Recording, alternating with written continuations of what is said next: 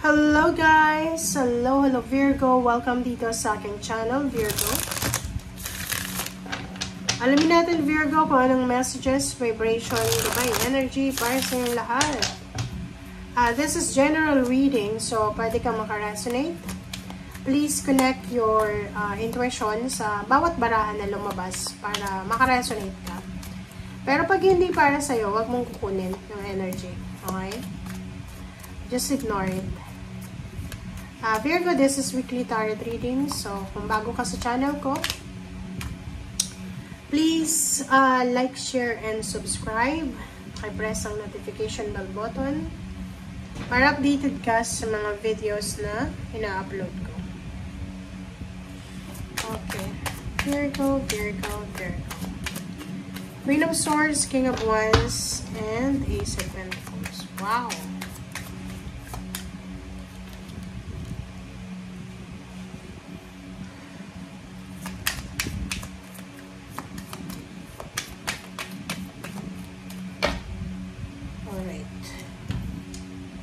Okay. Wow. Kung makikita mo, Virgo, sinasabi ng baraha sa'yo dito na ang focus mo sa ngayon, this is your focus moving forward. Diba?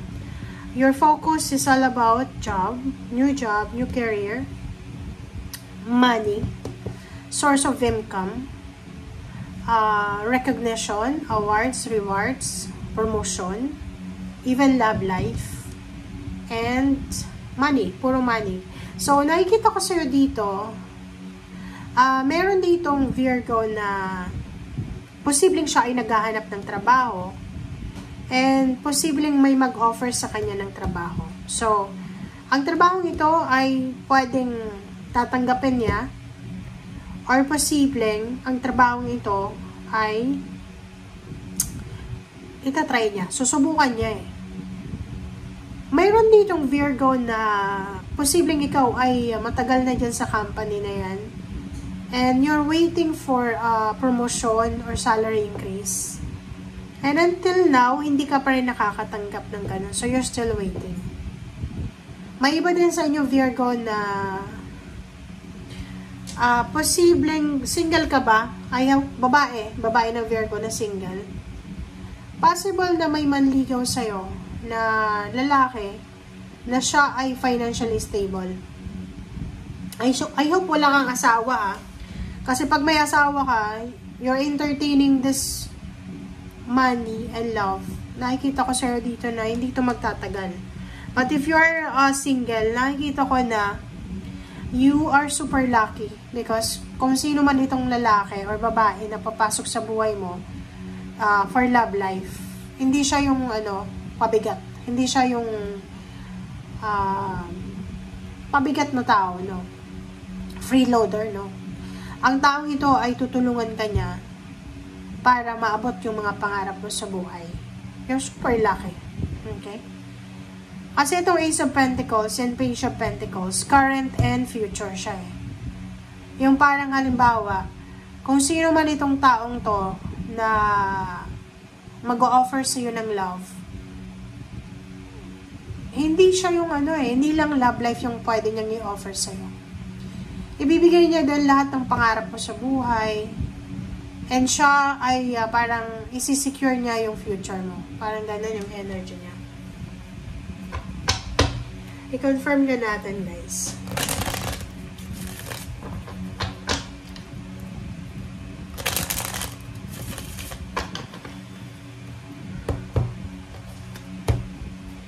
Ay, Queen of Swords. Oh, double confirmation yung Queen of Swords, guys.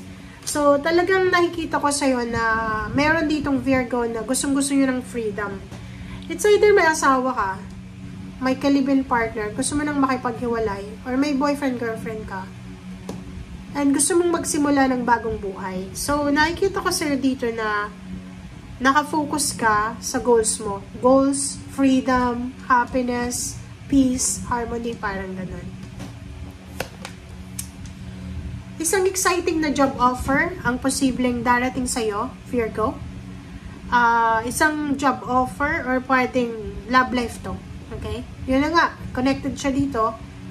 mag-ingat ka. If you're single, okay lang. Single ka naman eh. Pero if you're married, and you're excited of this person na pumasok sa buhay mo, kasalanan yan sa Panginoon, di ba?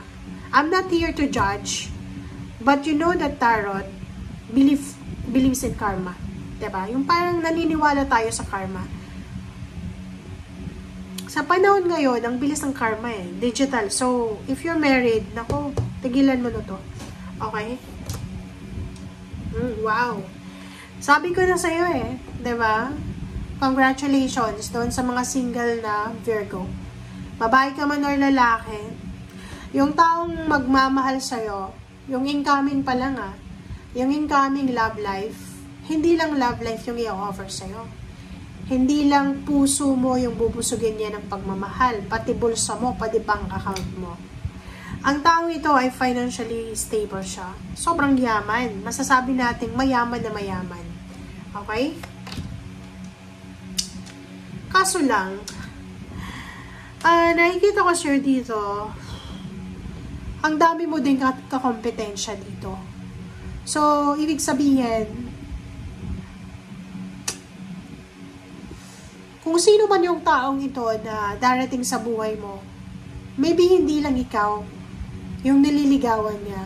Kung babae ka, kung lalaki ka, at ang babaeng to, hindi siya, okay, mapera siya, mayaman, pero hindi siya kontento sa emotional niya. Meron ditong Virgo na nag-a-apply ng trabaho, naghahanap ng relationship, pero nakakaranas siya ng parang medyo confused siya. Nahihirapan siya eh. Diba? Yung, like, may Virgo ditong nasa 35 years old above na single. Hirap na hirap siyang makahanap ng relationship. Yung iba din dito, naghahanap kayo ng trabaho and medyo nahihirapan din kayo sa panahon ngayon. Relationship, nakikita ko sa'yo dito. Nako, kakaloka to. Meron din ditong Virgo na wala siyang focus sa relationship. Yung parang masaya siya na single siya. Wala siyang pakialam kung hindi siya makapag-asawa. Ang importante sa kanya is pera. Gusto niyang hanapin kung saan siya kikita ng malaki. Gusto niyang umasenso agad-agad. Wala na siyang pakialam sa relationship. Or pwedeng, sinasabi ng baraha dito, if you're married na Virgo, married in a relationship, may live-in partner, posibleng makipaghiwalay ka sa karelasyon mo. It's because of money. Parang, mas ipaprioritize mo yung pera ngayon kaysa sa kanya. Comment down below.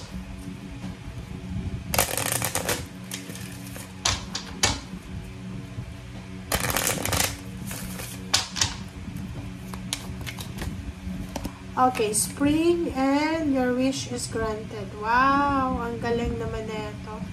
So, eto, Virgo. Sinasabi ng baraha na your wish is granted. What you're asked for is coming true. So, ano man tong minamanifest mo, pinagpipray mo, ay posibleng ma-manifest mo to. If you are located sa lugar na may spring season, during spring, kung saan nagbubloom yung flower, like magbubloom din yung buhay mo. Okay? Kasabay ng pagbloom ng flower, magbubloom din yung buhay mo. So, expect mo na yan. Okay? Wait mo na yan. Hintayin mo na. Alright.